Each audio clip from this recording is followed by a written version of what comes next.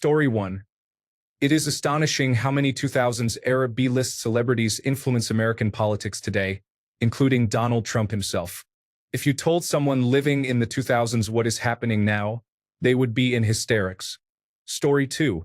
He was eating mushrooms and then smoking DMT inside an isolation tank while using a fleshlight and kettlebell, with Ray Kurzweil discussing the singularity in the background, while Red Band engages in inappropriate behavior inside an Olive Garden. Story 3. I also remember when everyone knew Trump was a terrible businessman and an even worse human being, and everyone else did too. Yet, here we are marching to the beat of a gigantic toilet flushing. Ironic, don't you think? Story 4. I find it fascinating that the man who used to encourage people in a provocative manner now promotes drug addiction, contributing to the decline of America. Story 5.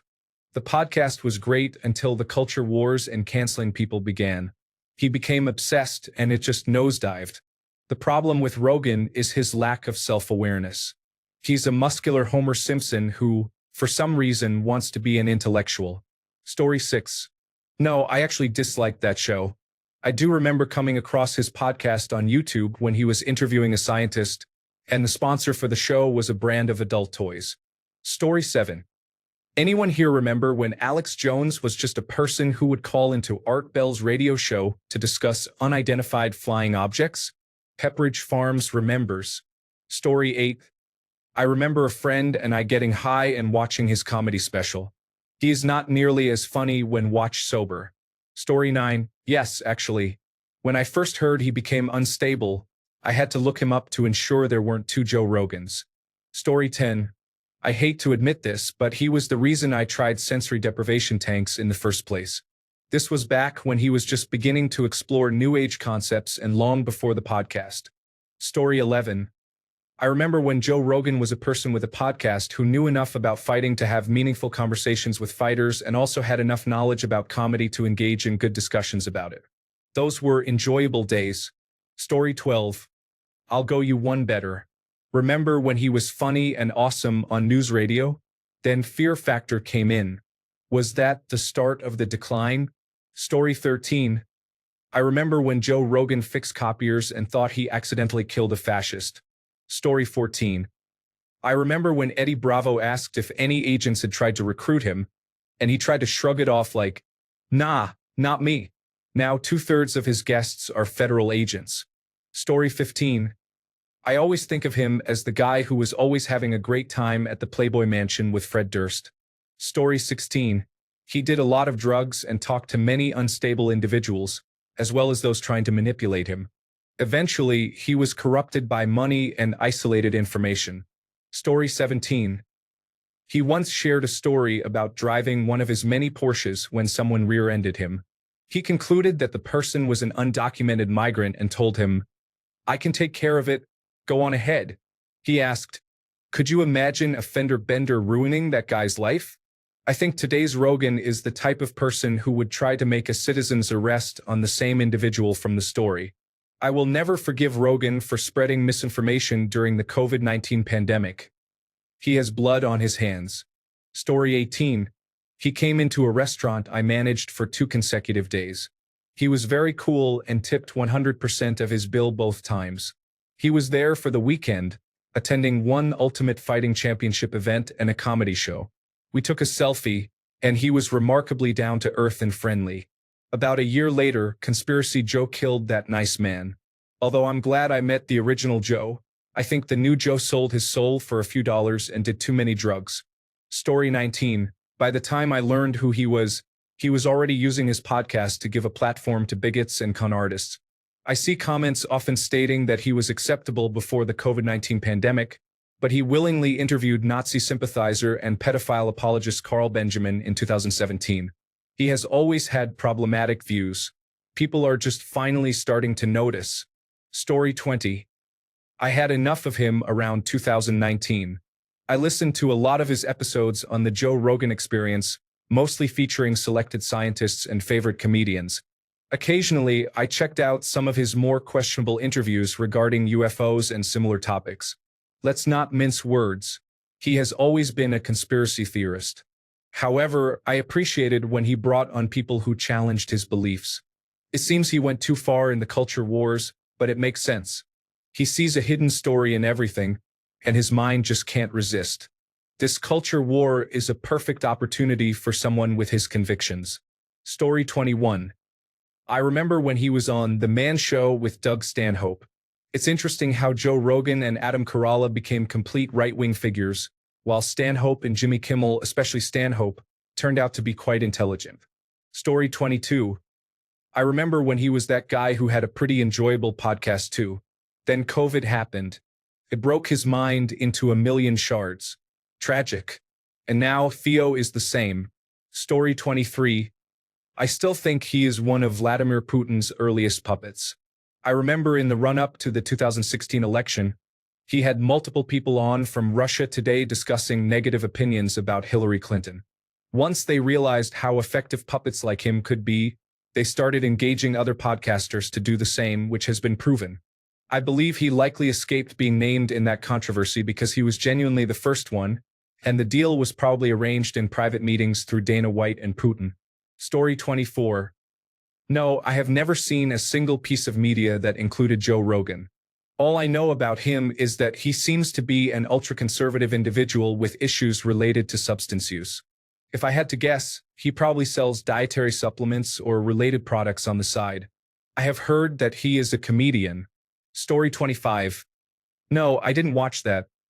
I only remember when Dave Chappelle made fun of Fear Factor on his show. I recall the tongue-in-cheek Unabomber jokes when Joe was on news radio, and how he got another character out of a parking ticket by saying a Masonic password to a judge, Jubal Cain. Story 26. I remember the Joe Rogan website forums from the early 2000s and some great podcast episodes among the first 200. Story 27. He was the handyman on the sitcom News Radio.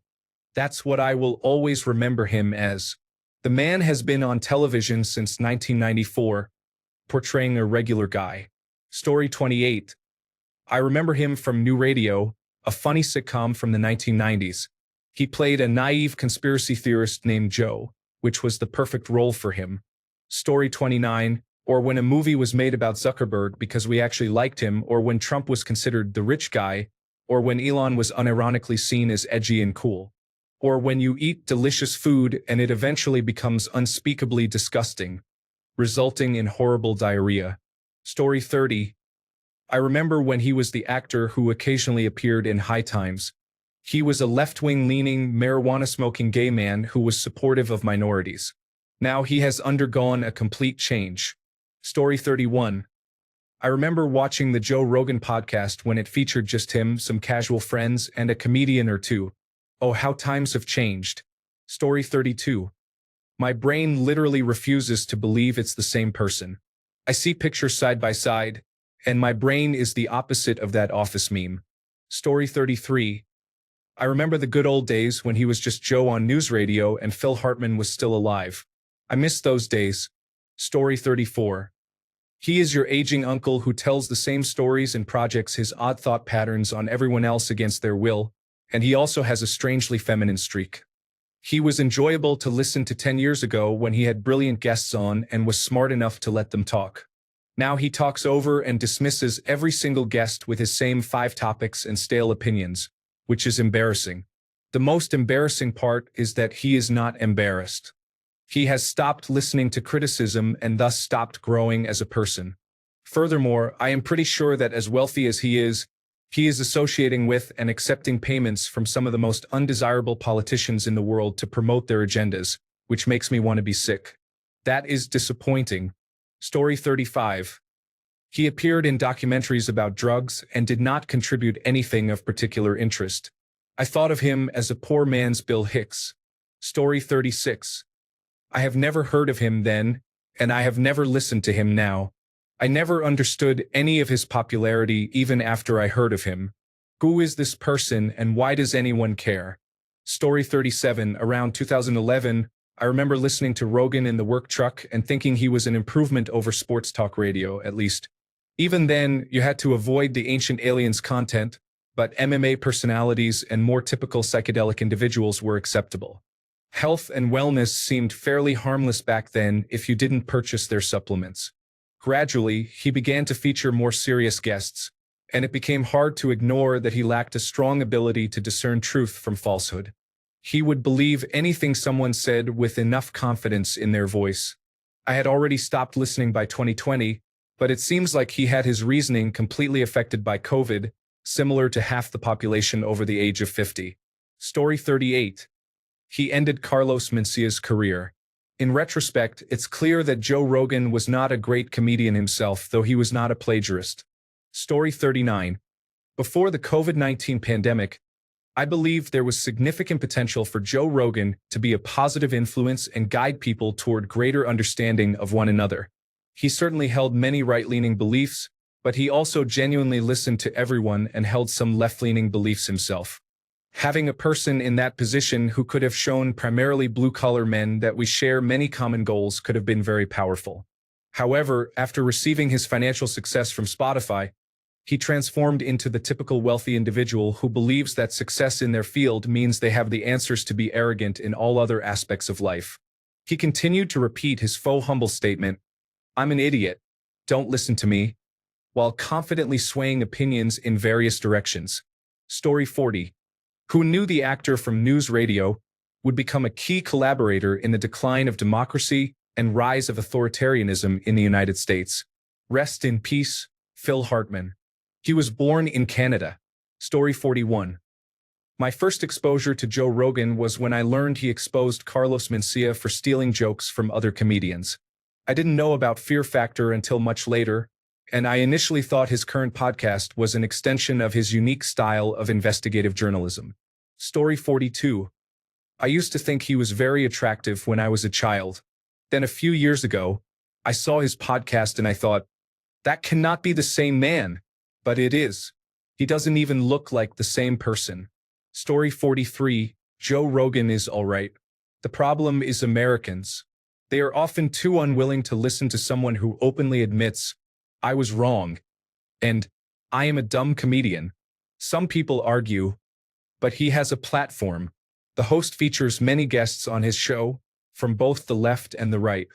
He treats them all the same and goes along with whatever they say.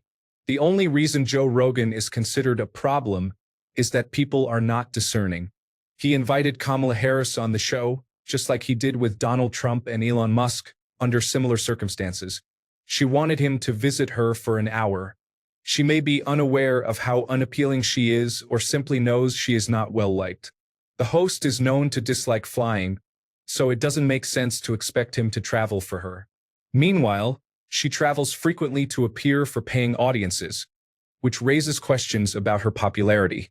She is a prime example of a problematic neoliberal, which has contributed to our current situation. Story 44. I was sad when he switched to Spotify. I already had Spotify, but they injected random ads, which ruined the experience for me. It would really take me out of the conversation. I'm not sure if they ever fixed that. I was ready to pay for an ad-free experience at that time, though I don't think that's even possible. Story 45. For a long time, he was a devoted Democrat until he was mistreated for not conforming to the party establishment. This led him and others like him to leave the party in response. Now they fear and resent him for the influence he holds. Story 46. He was always a federal agent. You have not been paying attention. Comedy, in general, is used by many intelligence agencies to shape popular political narratives and influence the cultural zeitgeist. That's also why Zelensky was chosen. Story 47. I remember when he had great guests and wasn't criticized for every trivial thing he said. I mean, he still does, but now you do too. The machine is intoxicated with power, and everyone is cheering for it and agreeing with each other smugly. Story 48. Yes, he was pushed out by extreme leftists. Not only him, but the majority of comedians. Ask yourselves why. Thanks a bunch for sticking around till the end of the video. Remember to subscribe, and until next time, stay awesome and goodbye.